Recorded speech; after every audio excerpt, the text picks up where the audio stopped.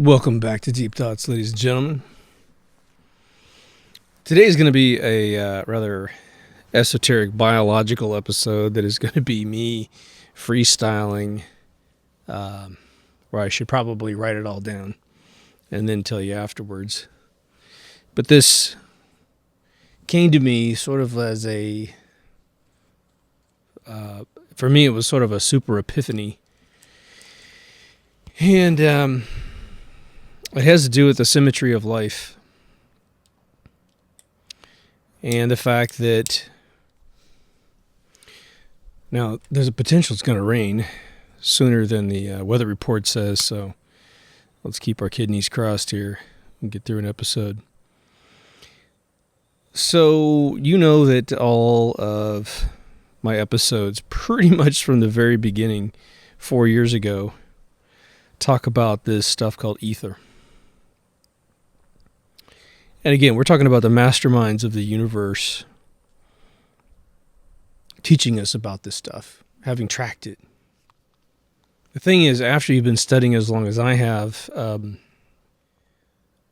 unified theories that have been suggested by the theoretical universe, you develop these sort of instincts for how mass and energy behave, how they translate between each other, from a solid state to a more energy dynamic fluid state. You start to hear that, that little wing of physics where they talk to you about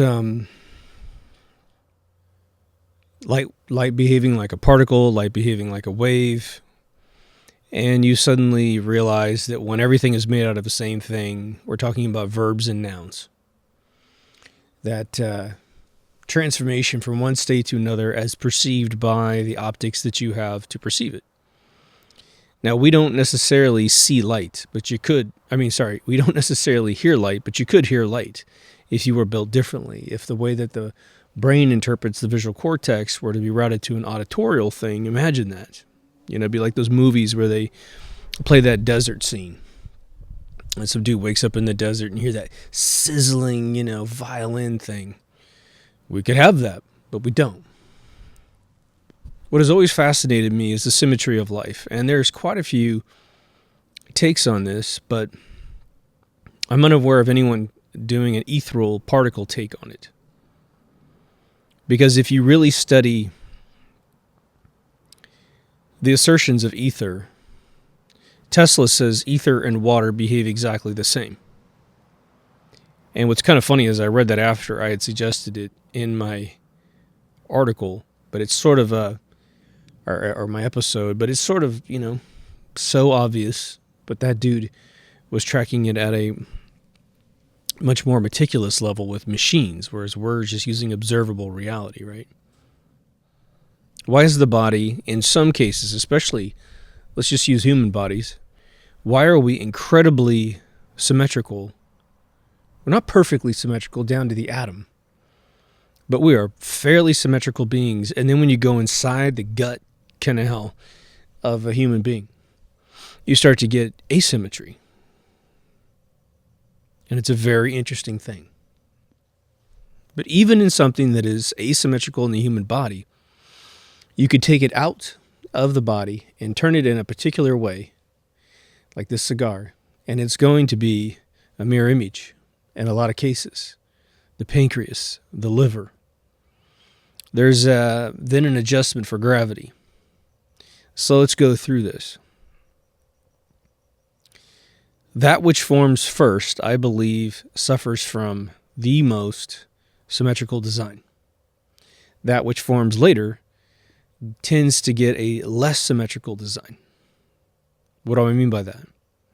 Well, now imagine we're teeny tiny cells forming. Obviously, the heartbeat comes on really quickly, which is where the soul attaches to the mass. I think it perhaps attaches when the brainstem and the heart are very, very close to each other. And as they grow apart within the construct of the body, and, my God, the amino acids that become your DNA chains, the protein patterns that tell your amino acids what to do, These are all crystalline sort of logic gate rules that are created by ethereal winds locking up in a particular way. And so, now do I believe in evolution versus God? That's not really important in this conversation. We're talking about what we are now. Let's start from that point. But now imagine, your brain is going two different ways, two different completely isolated sets of tubes that then, connect in the center at the base. We have two eyes because it allows us to see depth. We have two ears so that we can sense depth with sound. That's why we only have one mouth, because there was no dimensionality required by the mouth. But then inside the mouth, we have teeth. Why? Because if you would only chew with one side of your mouth, you'd be a really weird creature. Symmetry. We have our lungs, our rib cage, pretty symmetrical. Our kidneys, very symmetrical. Only one stomach, one spleen, one pancreas, one gallbladder. We have a giant tube that is our intestines, our intestine. Spinal cord is very symmetrical. Our arms and our legs and our vascular system, nervous system, it's all very symmetrical. But now isn't it interesting when you see those pictures when they show you a tree up against the sky and then they show you the vessels in the lungs? And you start to realize, oh my God, the physics that make us are absolute in the universe, period. Now, I think it's easier if I said, okay, see that tree? This is the ethereal particle winds of life, especially going up through this tree, and it simply does a fractal dispersion in its energy, and therefore you get smaller, smaller, smaller until it's infinitely small. Now, eventually, for us, the fractal breaks down and the branch doesn't go any further, as far as we know. Now, the life force imposed on top of it, if we could see it, it might be this glowing bell. Who knows? It's like the filament in a bulb is very small, but the light that it gives off can light an entire room. So it could be something to that effect. And I could be sitting here bathing in the consciousness of all these plants, because the force field that goes around their branches is way larger, like a magnetic pole around a cell phone. But now imagine all of these organs that are not symmetrically placed in the body. The liver, it has a kind of a weird shape. But now what if when it was creating itself? A couple things are happening. It is in a very centered spinal cord position, and I'm sure I could look all this up and find out, but I hate to even think how they figure this stuff out. But then it gets crunched up by all the other stuff forming in the gut, and so it takes a particular node over to the right side of your lower rib cage, and it hides up in there right next to the pancreas.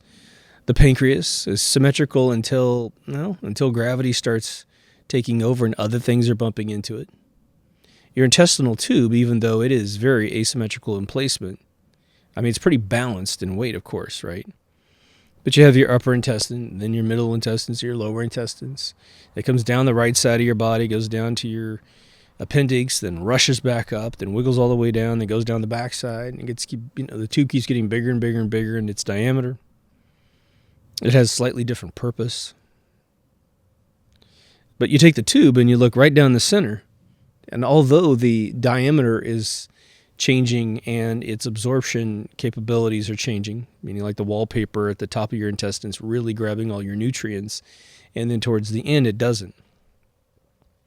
Genetically, that's because as food exists in your body is trying to assimilate the earliest introduction of the food, and as it goes down into your lower intestine, the food is starting to diminish in its quality, it's starting to die, and it doesn't want to absorb that acidic food. So it's merely a holding point until you pass your food.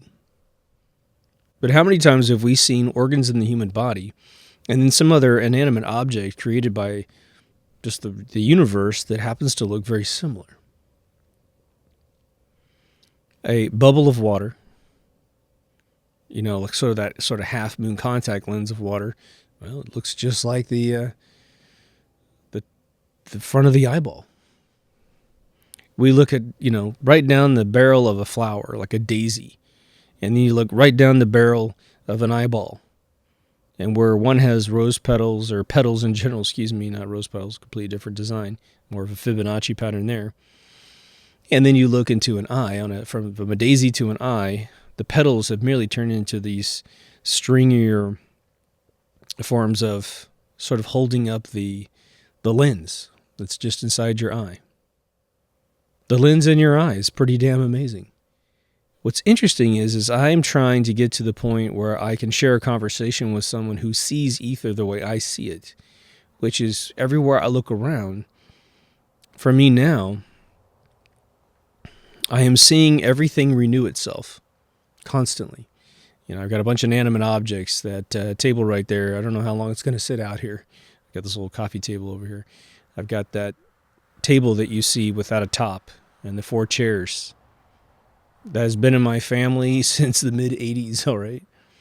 That was in that little house in Kansas I pointed you guys at. Even though it looks like it's just sitting there. And the rust patterns don't change except to get larger. And I know it's not going to deteriorate without something catastrophic happening to it. It is still renewing its very being. The particles that have decided to be the iron that thing is made out of have been pushed into that shape in some factory somewhere and sort of spot welded together. But because we know how to manipulate, by sheer inheritance, the tightly wound currents of ethereal winds, we are able to have things that we create beyond just chopping down a tree and building a log cabin out of it. But if you think about it, that's how we first started. We found a cave and we hid in it. Then we realized that we could dig a cave. We could dig it right into a bedrock. We learned that rocks, granite rock can hurt granite rock. If you can find granite rock and you could hit it against sandstone, which is a beautiful rock in the Midwest of Kansas. I'm sure Europe has it all. The whole world probably has it around this particular longitudinal ring. It is super soft, and yet it's strong. It's like lava rock almost. But you could take a heavier rock and pound a weaker rock. And that is because that the atomic bonds, the tight little loops of ether in the granite rock are simply better, denser, and the ones in the sandstone aren't. But the sandstone looks so sexy, doesn't it?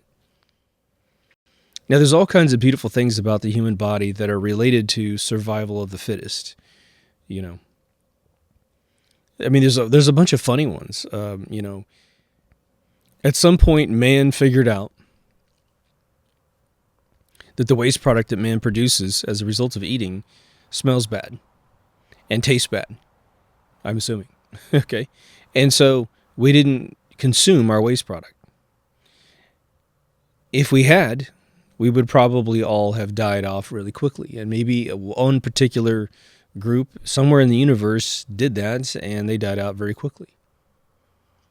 So that's a silly example, but the example is that we experimented, and those that did dumb things died.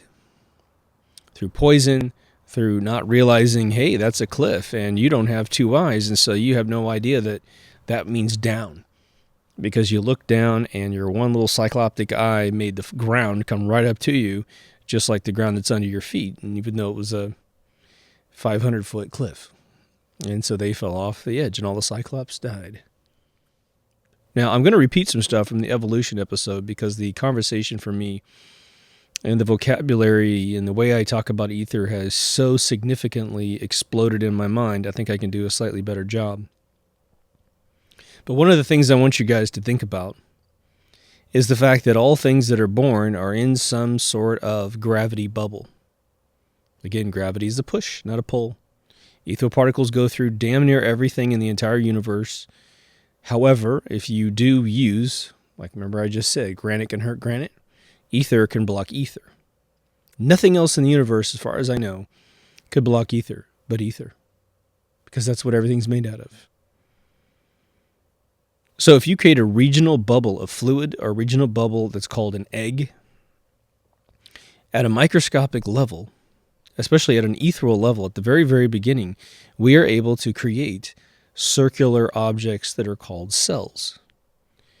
And within that protection bubble, we're able to create other things. But prior to the cell even creating, again, I was involved mostly at an academic level with folding at home at Stanford. I did their logo at one point, but I really, really researched the hell out of it. I had a couple of great conversations with Panja, the guy that runs the place, Dr. Panja. I think I'm saying his name right. Absolutely wonderful man. Brilliant dude. But if you look at the average protein pattern in the human body, it is a really strange looking thing. It's like a stringy sort of thing. First conversation I ever had with him, I've been using the SETI at Home project all over, all the computers I ever touched. I just put SETI on it, put my account in there, and walk away from it. And, if someone found it and turned it off, well, so be it. But I got into the folding at home project completely on my own. And like I said, I kept going to Stanford all the time once I discovered their library. And I started reading those, buying and reading the academic books in the more hardcore postgraduate areas. And I saw Panja sitting eating lunch one day, middle of the day. I think I was eating with my girlfriend. I said, let me talk to this guy for a split second. I said, aren't you that guy?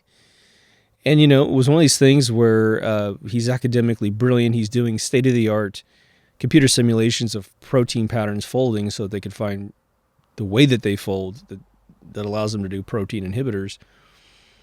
And he looked at me at the very beginning of that conversation. Within 5 minutes, he says, protein patterns are phenomenal. I said, okay, well, keep going. I'm listening. I know very little about them at the time. And he said, well, they fold it like faster than the speed of light. I'm like, whoa. He didn't know me. He didn't know what I knew. I think he assumed I was a student on campus. Thank God. But now imagine that everything's made out of this ethereal stuff, and its average speed is the 50 times the speed of light speed.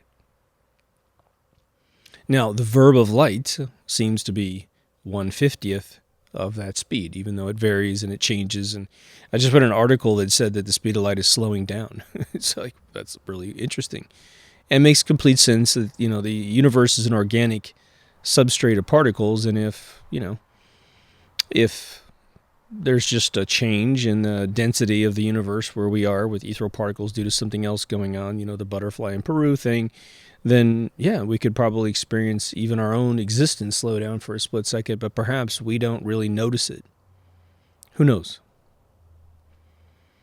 But when you look at these protein patterns and you think about them folding very quickly, they're simply inheriting the wave of energy that goes through them. Now, how many of you have ever seen, either you've done this yourself as a child or you've seen internet videos of it, where a child or a dog or even just a garden hose out by itself with water going through it, one of these thinner ones, is going crazy? And there's little toys that do it. The kids can play in water toys. You put it through and it's going nuts, right? There's the big fan things that car dealerships use to get you to look at them, or the people who file your taxes. They push wind through this sock and it's, a person thing. Okay. Luckily, we're not flipping around and flapping around like one of these objects, because we have a very structured, high-order, what I always call a high-order construct, which is the human body. We have a bunch of ethereal particles that have settled on their spin relationships. They have formed bonds with each other, meaning sharing the orbital pattern of this renewing ether. It's constantly going through us, So we have structure. So we're not a noodle. But perhaps our protein patterns, because they are so small, they're gigantic compared to an average ethereal particle, right? It would be, I don't even know what the ratio would be, but they're huge. So, because the protein pattern is bigger than an ethereal particle, you're not going to get a 1-to-1 correlation over its speed going through the object, right? A 50-to-50 speed increase. So the reason why the protein patterns most likely do not fold at 50 times the speed of light is they're a bigger thing. And so it takes more. And so, maybe that average protein pattern is 5 million times bigger than the single ethereal particle, maybe 5 billion trillion, I don't know. But it starts to slow down because it takes a lot of kinetic energy to make it occur. But this whole thing, and I mean, I have never heard a single evolutionary article ever suggest, and maybe they have, that, hey, look at the gravity bubble of which everything creates itself. It's as if life can't be created without a bubble. And I don't mean the cells, I mean the overall structure of the womb in which things create themselves. For turtles and chickens and alligators that lay eggs, they have left behind a little gravity bubble that, although extremely weak, is very useful when the protein patterns are folding, dictating nucleic acid chains and how they form themselves inside the chromosome of a cell. So the cells get sort of this quarantined genesis within the 3D bubble, the 3D gravity bubble that is an egg or a womb. Now, of course, eggs and wombs also provide nutrients and safety and all kinds of great things, and that needs to be there as well. And I think that's where the conversation typically stops. It doesn't go to the genetic level and the mechanical composition level of our existence. But now, if you think about it, why do we say that a human being dies? Now, just forget all the horrific methods that we pass. Just think about someone dying of old age. They're just big smile on their face. They're in bed. They just close their eyes and they go to bed, and that's it. They're now pronounced dead. And why is that? Well, because the machine that is their autonomic system, their nervous system, their heartbeat, all of the neurological messages that were traveling their entire life, communicating with their body, turns off. It's empty. You're looking at the biomatter that was animated by the relationship that it had, most likely with its soul, that kept this whole thing going. And so once the state change starts to cease to be anything other than the decay, which is the universe acting upon that body, before that, it's called life. After that, it's called death. Now, you just yanking out of your brain stem and you're off back in the universe to do whatever you want to do with things, right? When it comes to, and I haven't really mentioned this, but we're gonna do a clinical analysis of, say, a ghost or an apparition that you can see. What would be, and I'm not talking about the mind's eye kind, that's different. That's a neurological, probably soul bumping into soul thing. I'm talking about the ones, because I just mentioned it in an episode that's coming out here shortly. It will have released before this episode. But, a light apparition. There's all these claims that these cameras have taken photographs of them, including just people who have passed in photographs. I mean, it's wild. The little orbs of light is another one. The amount of people that believe that orbs are spirits is astonishingly high. It's very interesting. I have really no opinion. I know that if you are shooting with a digital camera in a moist outside environment, this is a phenomenon we have tracked a million times, and cinematographers and photographers have methods of combating these particles of water that then get hit by a light, and then it goes into the the CCD, analog to digital converter, and so they fight that. So if you believe in orbs, just know that it's something very formal that photographers steer around, and they know exactly the environmental conditions where this occurs, and it's moisture. Could be fog, could be a little light drizzle, something like that. It doesn't have to be anything you can feel. But now let's talk about, for 1 second, this is just a kind of a nice little digression. We're going to use ether to describe this, or the soul, if you want, or both. If you're going to see an apparition, how would that occur? Well, it's not that I haven't heard someone prophesize, that's the wrong word. Someone claim that there was darkness that was, blocking light being an apparition, but that's like maybe a fraction of a single % of people that say they see ghosts. Most of the time when they see a ghost, they're seeing a light-induced apparition. Photons are being created in the universe, and they're going into your eyeball, and you are sensing the shape of somebody in front of you. Okay. If we break that down from a scientific standpoint, that would mean that the soul energy that's still floating around the universe has found a way, or maybe naturally, makes this happen. But they are exciting the fabric of the universe, which is ethereal particles, into sort of, it would be as if a ghost walked into your pool, broad daylight. You're looking at a still pool. There is not a single gust of wind.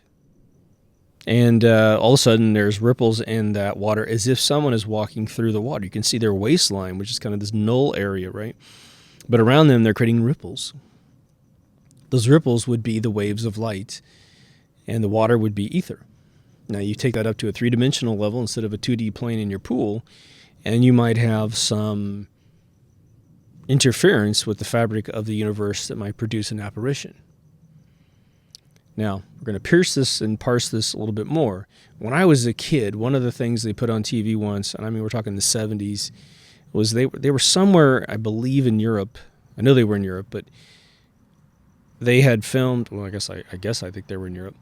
But they were filming this colonial house that was very notorious for having apparitions. And they had filmed this room, and over a long period of time, you see, just like a transporter from Star Trek beaming in a body, this sort of clothing of some type of soldier.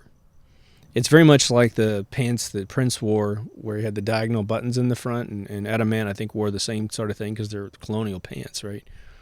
They're like Minuteman pants. That's what I saw when I looked at it. And so we're looking at an apparition that, according to this film, and this could be all crap, who knows, but if it's true, it'd be interesting to examine it. But what was going on is we were only getting sort of the waist-high, a little bit, maybe 6 inches over the belt line, 6 inches below the belt line, apparition of this body, and whatever was creating this light was only taking the form of the being. Well, if someone is splashing ethereal particles into the verbal reaction that we know as light, then they would merely, most likely, be creating a halo around themselves as they walk through, and maybe they do or don't modify it within their structure, whatever shape you might be as a soul. The weird thing about ghosts having clothing, okay, is there would be absolutely no logic in that whatsoever. Even if we completely prove that there was a soul, the very next thing we probably would not say would be that you keep your dress, you keep your suit, you keep your hair. If nothing else, maybe you keep some imprint of what your body used to look like because your soul was living in the pattern of your body, and so you do have 2 arms and 2 legs, but you might be buck naked. How would you have the ability to take on clothing in this alternate, universe that's on top of this one? I shouldn't really say alternate universe, but, in the other layer that is not as visible. As my possum's over there. He likes the show. He likes to get it live. But now let's go back to the womb. Let's go back to the inception of life itself. What's very interesting is that the sperm and the egg have their own life force. The egg is already prepared for the gravity bubble that will be necessary to incubate up the life that is going to exist. And this is where you get into a huge chicken and egg conversation of which one came first. Don't know. But we know eggs exist for all beings. So the egg has a single hole in it. A single hole, and there's one sperm that puts his little head in there, and his tail is made really long for one purpose, to block that hole. I guess on the occasion of twins, either the egg has 2 holes in it, or somehow the first sperm goes in there and crawls all the way in and another one crawls in as well. Who knows? Could be the way that it subdivides. I haven't really studied that, actually. I just know when you go on fertility drugs, holy Jesus, you get 8 kids in one shot. But now think about the infinitesimal, teeny tiny level of an ethereal particle and how violent and amazing it must be to see them pounding on each other at their level. And then take that up a few orders of magnitude, because we need to get to the particles that we're made out of, what we call an atom. And then we start watching them behave. And they're so chaotic, you can either know what direction and vector they're going in, or speed they're going in, but or you can know where they are. You can't know both, right? The Heisenberg uncertainty principle, which, whatever. At ethereal levels, I think you can only look at perhaps the current in the river is going a particular direction, or, the current in the ocean is going a particular direction. That's pretty much all you can do, is give an obtuse observation onto these things. A sphere is, in its purest form, the most perfect symmetrical object you can have in the universe. Because regardless if the sphere is made out of things that are shaped like rice or things that are shaped like tetrahedrons, as long as they move in a particular manner and bang into each other and create an orbital bubble in space that can be construed as some atomic fundamental particle, which then can combine with other particles, and they could bump their edges together and then start creating. Imagine you have 2 spheres that are being held in place by banging particles, and then they get to each other and they touch their edges together. Now all of a sudden they start sharing their orbital cloud, and now you have a figure 8 going on between them. They're going back and forth, sustaining both. But now they're combined, they're unioned. When I see the human mind and its symmetry, the lungs, the pelvis, the human body, I'm starting to see a chronology in how these things are created, such that the more symmetrical organs and parts that we're built out of most likely went first at a more infantile stage, and the more unique and asymmetrical objects, organs we have in our bodies, they went second. And perhaps they're obviously getting their inkling DNA early, because everything's starting to grow.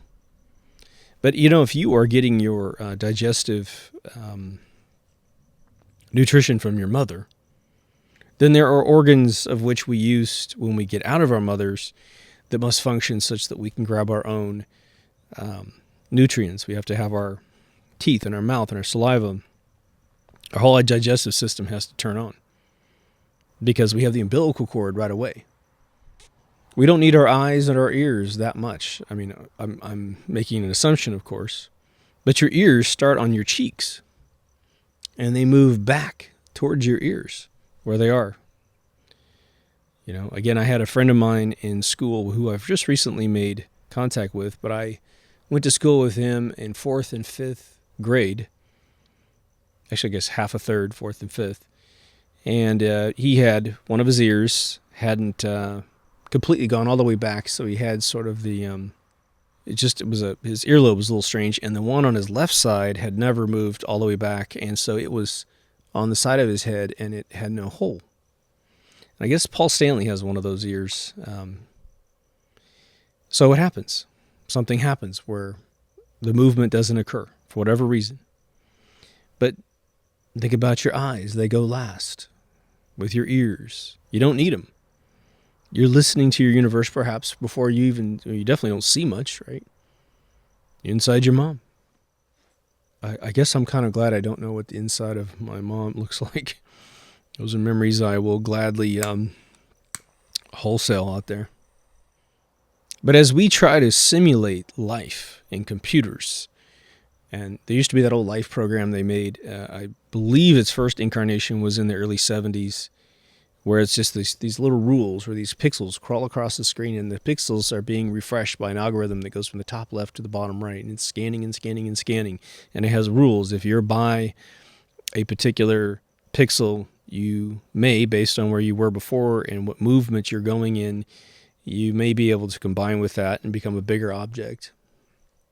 It was a beautiful algorithm, but it was all based on, the more you could sit and watch life programs run for hours. It's just crazy. If you thought looking at a progress bar was entrancing at some point, believe me, if you're a coder, you have to fall in love with those things.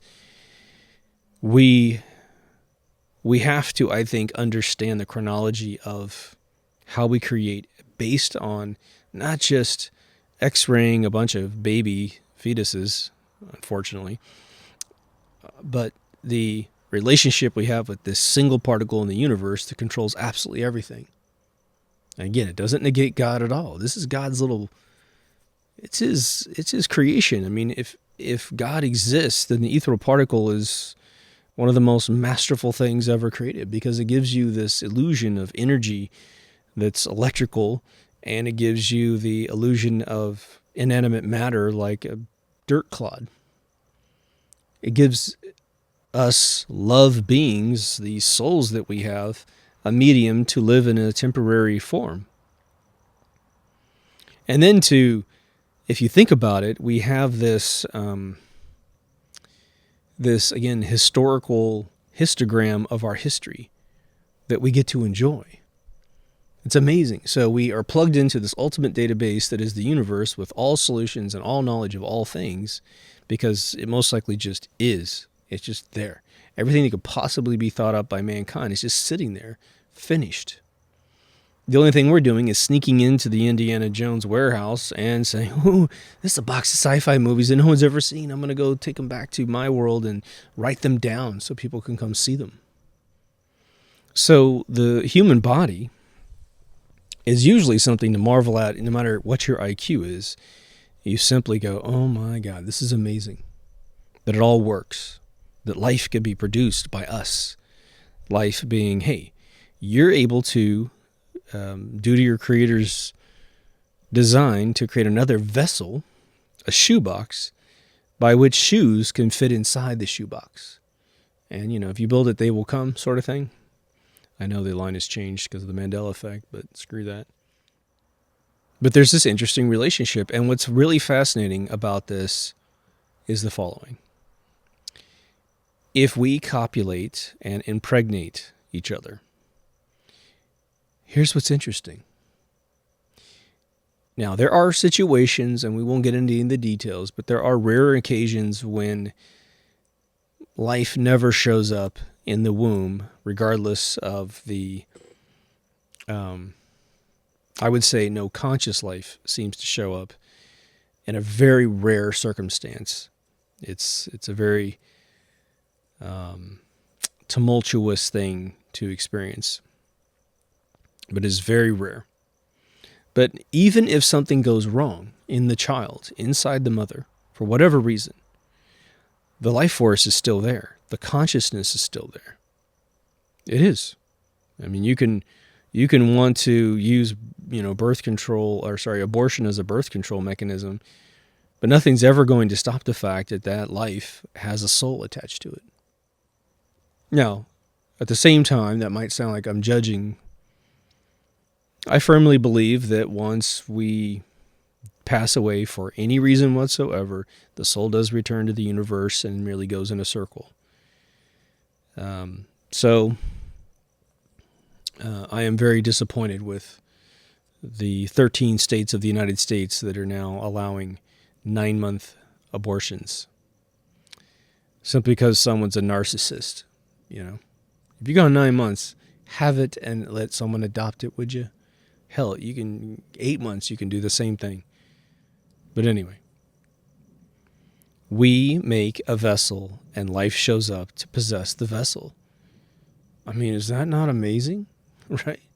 If you believe in a soul, it becomes orders of magnitude more amazing than just the bag of chemicals thing.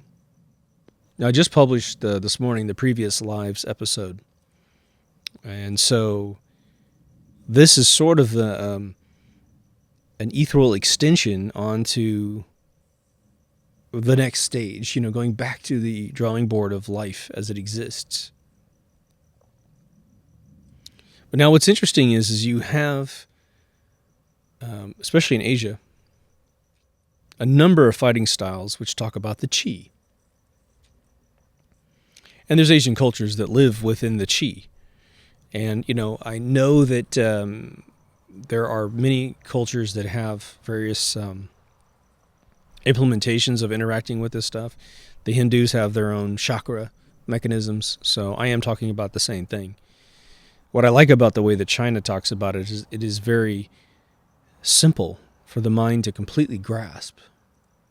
As I've had it described to me multiple times by women who are, I guess you could call them chi experts. They're essentially a masseuse, but unlike the masseuses here in America, the older, like 50s, age 50 or above, Asian women that engage in real massage, they consider themselves to be doctors, not just masseuses. Your acupuncturist is dealing with the energy meridians of the body and making sure that it's completely unrestricted, it flows well through your body, etc., etc. What I love about that is that they are on a level where they have combined the physical with the metaphysical, sort of my infinity project, but they keep it beautiful and simple. They believe they can stimulate your foot and make each one of your organs feel better, to detoxify. Combined with acupuncture, you get the benefit of both worlds, right? And I've got an acupuncture place right next to my smoke lounge, and I need to go in there and have the experience. And what's interesting is the integrity that I have heard from close friends of mine who've gotten acupuncture. It's very interesting. In America, they'll take your money for anything. And the world's that way in general. But what I find interesting is that some of my friends have gone into acupuncture places very excited to get treatments, and they said, it was sort of interesting because the doctor who did it, and they're the doctor in their realm, but they said that this person would sit them down and interview them about why they want any acupuncture at all. Why do you need my services? Well, I don't know. I've never done this before. Well, tell me how you feel. And if you said you felt stressful or you had any ailment whatsoever, they're just writing all that down because that starts to give them the map of the human body that they are going to stimulate to bring more chi through the body. Now, what did we say about death? The clinical death in this world is that when the body ceases to animate and its autonomic system is no longer functioning, the voltage system's off, now you're simply decaying. We call that death of the human body, not of the soul. The mind goes away because the mind is the amalgamation of the soul and the body together. It is that virtual state of the CPU. But if you pull the power out of a computer, you'll have a hard drive with a lot of data on it, but the CPU starts to clear out, and that's basically death in the human body. The power is the soul. It pulls out, computer turns off. And maybe, if there's a little bit of digital storage in the tubes of the brain, which I'm not convinced there's a single lick of that going on, maybe your hard drive still has the archive of what you used to know. But you're no longer there to use it. You're off in the universe. Massage. I've told you guys several times that I think massage is extremely important for the human body. I think it's important because it unblocks your meridians, the lines of which your body operates on, to keep everything communicating with itself. But the chi and the religion of the chi is to ensure that that doesn't diminish. And what's interesting is, what is the stereotype about Asian people and aging? They age beautifully. Unbelievable. You can't tell for a long time whether or not an Asian woman is maybe 30 or 60. It's like there's this 30-year span in there where you're like, she could be 60 or 31. You just don't know. White people, sometimes that happens, sometimes it doesn't. Most of the times there's indicators very quickly in a white person that we're aging. Our necks get wrinkly or whatever. Of course, white people get obese, so you can just count off the pounds. But nowadays, younger kids are all into this fat-shaming horse shit. And it's like, oh, okay. We're not trying to make fun of people who are fat. We're trying to keep you alive and healthy and happy. And so you can do things like run. Go to the restroom without taking a shower right after, right? So I love this idea that there are, all these cultures around the world that have simply done that experiment I talk about in Detecting God, where they have sat down and there are no indoctrination schools. You have to sit and listen to your mind, listen to the universe. It's the only game in town. And so that's how you figure out everything. And so the Hindus went one way with chakras. Your Asian cultures have, not all of them, but a lot of them have the chi. And, I was always told that my chi entry point is at the base of my spine. I think that we have to keep the universe going through us and be healthy enough to let that happen. Why is inflammation bad? Inflammation's bad because it blocks the flow of your blood going through your body. Well, the blood carries all the nutrients and all of the oxygen, all of the immune system. If you take vitamins, it distributes the vitamins around your body. So you must stay in shape to an extent. You don't have to be a washboard ab guy. I don't know if that's even good for you. But you must stay in a particular state to be healthy. We also have a limited supply of what we create in the human body. There's a little bit of a diversion here, but it's kind of the next progressive topic to discuss. If we put a lot of chemicals in our body and mess with the natural production of things, we eat too much sugar, we take too many drugs that stimulate the dopamine production in the brain. Anything that makes you high is stimulating the dopamine in your body. And so you will run out of it the next day, and you might be very depressed. You might have no energy and be fine, but you're still not who you are and who you're supposed to be. And so this knee-jerk reaction that is, I'm going to take a drug because life sucks, you're going to make life suck even more. And that's not what someone wants to hear when they think about this, but that's the God-honest truth. And here's another way to bring back to ether this conversation. We are built a particular way to interact with the universe in a particular way. Our uniqueness is merely our conscious choice to participate in the universe in an active way, one way or the other. Am I going to hug someone? Am I going to build a shelter? Am I going to go hunt food? You're interacting with the universe, and you're not disturbing your body except to bring, hopefully, yourself some nutrients, some water, get some rest, procreate, take care of the mind, body, and soul of your offspring or someone else's offspring, your village. That is the true cycle of life. Consuming narcotics, just consuming hallucinogenics, not exercising, all those other things that are atypical and contradictory to the way that we have been designed to interact with the universe are all going to have side effects that you don't like. Now, that's why we always say moderation. You give your body ability to heal itself. I have friends of mine that won't, and I'm kind of in the middle on this. I hope this doesn't gross you out, but so I have some friends that will wash their hands constantly. They use that Perel shit on their hands constantly, right? They're always sick. Why? Because their immune system is at zero because they're constantly using chemicals on their body, on their epidermis, which they absorb, to get rid of germs and all this other stuff. At the college I used to work at down the street, there's these hand sanitizer dispensers everywhere around the college. I think about only 30% of the entire population of the college has the orientation solid enough to even procreate human beings. It's just crazy. But I have other friends of mine that are more rustic, and they never wash their hands ever. If they drop their food on the ground, they'll just pick it back up, brush the sprinkles off, eat it. And there's an amazing philosophy between the two. When you talk to the Perel hand sanitizer folks, which Douglas Adams used to make a lot of fun of those, make fun of those folks, their hypochondriacs, their grasp of reality, and their biological do's and don'ts, the immune system. They know nothing about any of that stuff on average. On average.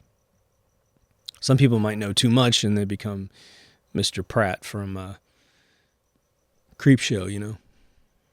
But my friends who are rustic, here's what's interesting about them. They barely ever get sick. It's amazing. Their whole philosophy is, I need to eat all the germs that I am surrounded by constantly so my immune system can become familiarized with them. And so I never get sick, and then I don't have to take the antibiotics that you take. And that's the case. In the Midwest, when I used to live there, you know, you have your city dweller, then you have your urban country dweller, and then you have your true rustic cowboy that lives on a farm. They're ranchers. Maybe they sell bulls, cattle, livestock. Maybe they just break horses for a living. They're as healthy as an ox, man. They live for a very long time, and they live very high-quality lives. But all these city slickers who think they've got it all made, dying in their 60s. Cancer. Heart attacks. Now, the quest to live forever is sort of a ridiculous quest, but, I mean, in human form. I think it's just nuts. But, you know, again, it just depends. You know, what I always tell my friends and who I think are in cycles of, like, incredible self-destruction and abuse is I say, look, man, you really want to think about this. I said, you know, would you go next door and get a tattoo on your face? Of course not. All right. Why is that?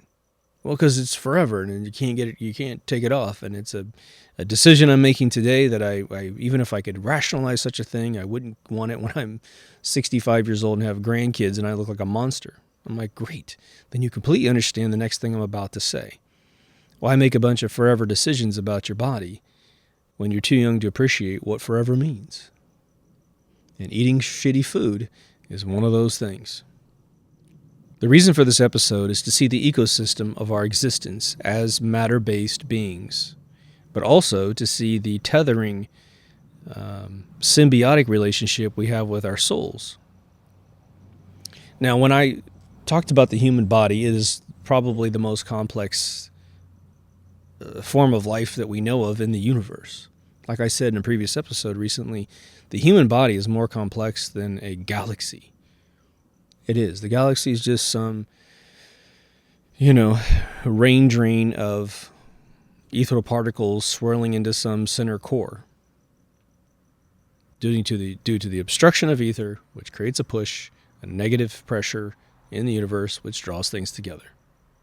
There's no exchange of mass information until they get within proximity to do so. There's no Big Bang, there's no black hole, okay? How many of you have seen cactus and various plants that are just infested with the Fibonacci pattern? You look down on them and you can see the spiral of all the little cactus petals coming up. Why does it just look just like a Fibonacci pattern? Why does the rose petals come out like a Fibonacci pattern? Because it is more of a slave to the ethereal particles than we are. For whatever reason, whatever decides, whatever makes us what we are, is far more complex and glorious and amazing, right? But now let me throw this little extra bonus at you. That we know that because of, well, put this way, anyone over 50 who grew up without the internet for sure has the benefit of understanding what society used to be like when we used to interact with each other and the beautiful nature of that existence. If you wanted to have any interaction with human beings, you go down to the pool hall, you go down to the barbecue joint, you sit out in front of the gas station, you sit out in front of your backyard, you drag your folding chair over to your buddy's house and sit at his front yard. We had to see each other. But now how many people live these beautiful lives and they're botanists? They have amazing front yards and backyards full of all these plants, palm trees and flowers and all kinds of stuff. And they're just in this little special place. Well, what if the life force that inhabits an inanimate object, as we call it, made of ether, is an antenna of life? So take the previous theory I gave you, that if we could really look at the life force coming out of a tree or a bush or a flower or whatever, is much larger than the actual object itself. Take that little cactus, right? You know, some of these cactus get, like a foot in diameter, and you look down on them and there's this beautiful Fibonacci spiral. Well, imagine that spitting off the tips of those petals is its life force, which is obviously probably related to my life force. Because the thing is all the ethereal particles work together in the universe to create all these different shapes that we are. Okay. Well, now, wouldn't life be an ethereal particle in some form? It gets us down to being one being. And we are merely, I am a thumb talking, and you're a finger, you're an index finger talking. Boy, are you talking. But perhaps the more life that you surround yourself with, the more that you enjoy life, the more that you have perhaps epiphanies. Perhaps you have less stress.